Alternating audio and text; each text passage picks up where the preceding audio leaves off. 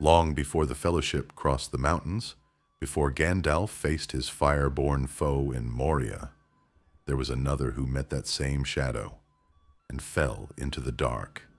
His name was Glorfindel, the golden warrior of Gondolin, whose courage became legend and whose death became prophecy. He was of the Noldor, one of the High Elves who had followed their kings into exile from Valinor, leaving paradise to chase vengeance against Morgoth, the first Dark Lord. But Glorfindel was different.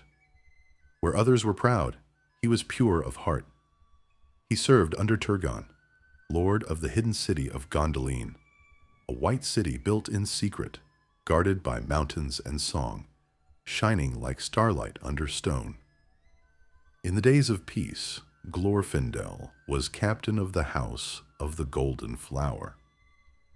The towers of his house were crowned with banners of yellow silk, their gardens blooming even beneath the shadow of the mountains. The people said that when he passed, it was like the sun had entered the hall, bright, fierce, and kind. But peace in Middle-earth never lasts. For Morgoth, the black enemy, found what was hidden. His legions of fire and shadow came against the city, and dragons broke through the walls. Balrogs, spirits of flame and malice, led the assault, and the towers of Gondolin trembled. As the city burned, Idril, daughter of Turgon, fled with her husband Tuor and their young son Arundel, guided by Glorfindel, through a secret mountain pass. Behind them came pursuit, orcs, and a creature of shadow greater than all the rest, a Balrog, vast and terrible, its whip cracking like thunder, its body a storm of fire. Glorfindel turned back. He could have fled. He did not. Upon the narrow path above the abyss, elf and demon met in single combat. No song tells the full fury of that battle. Fire against light, ruin against grace. They fell together, locked in death, and the mountain swallowed them both. The refugees escaped, carrying with them the last hope of the First Age, the child Arundel, who would one day sail to the west and change the fate of the world. And for that sacrifice, Glorfindel's name was woven into morning songs, carried even into Valinor by the winds. But in the undying lands, death is not always the end. And for Glorfindel, it was only the beginning.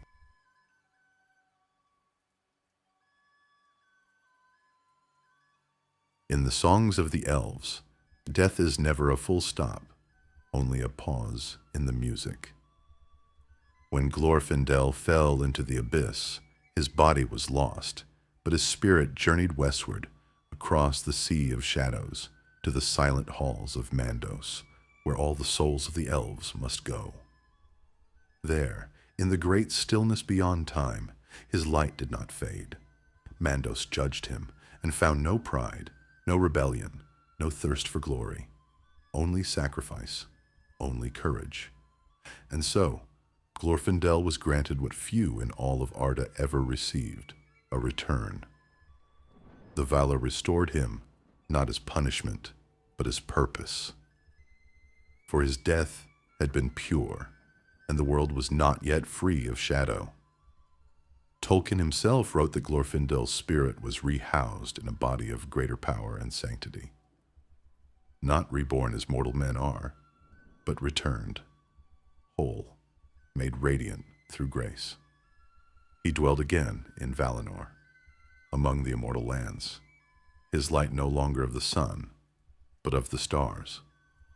And when the world entered a new age, when Sauron, servant of Morgoth, began to stir again, the Valar sent help once more to Middle-earth, not in armies, not in wrath, but in wisdom. And among those chosen to return was Glorfindel, golden-haired, reborn, and now greater than before. He crossed the sea again, not in triumph, but in silence. The sailors who saw him pass in the gray light said that he shone faintly, as though carrying the memory of Valinor within him.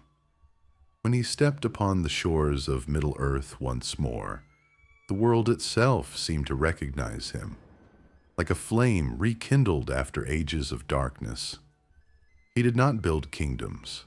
He did not seek crowns. Instead, he walked among the free peoples quietly, offering counsel and strength where it was needed most.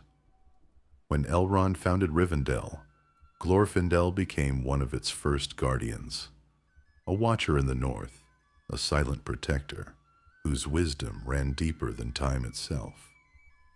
To those who met him, he seemed ancient beyond reckoning, kind, but with eyes that had seen the death of light itself.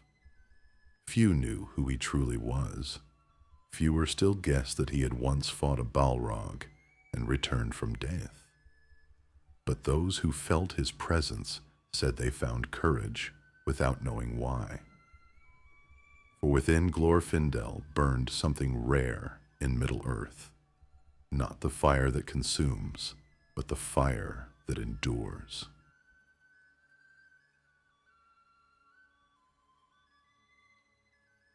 Centuries passed.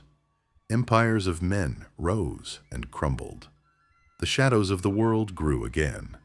And still, Glorfindel endured, silent, watchful, patient as starlight. When the War of the Ring began, he was there, though few ever knew it. It was Glorfindel who first saw the 9 riders approaching the lands of the north, the Nazgul, enslaved to the One Ring. While others fled, he rode out to meet them, shining like a beacon in the night.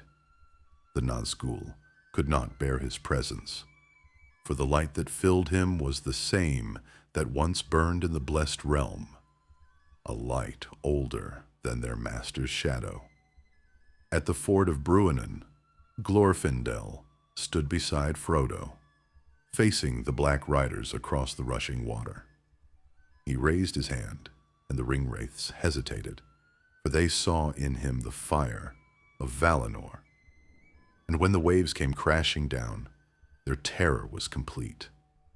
The same courage that had once faced a Balrog now stood unbroken, reborn, untouchable. But even then, Glorfindel sought no glory. He returned quietly to Rivendell, to serve and to guide, content to let others, mortals, hobbits, and kings, carry the tale forward. For he knew that his purpose was never to rule, but to remind the world that light does not die. It only waits to be rekindled. Tolkien wrote that few beings in Middle-earth were so close to holiness, that Glorfindel was pure spirit clothed in flesh, a living echo of Amen, walking among the weary. And perhaps that is why he was permitted to return, not for vengeance, not for victory, but for hope. His life, his death, and his return form a single truth, that even in a world of loss and ruin, grace still finds a way. He was the bridge between ages, the golden flame that fell into darkness and rose again brighter than before. When the last ships left for the west, when the Third Age ended and the world of magic faded into myth, Glorfindel's name was carried across the sea once more, back to the lands where his journey had begun.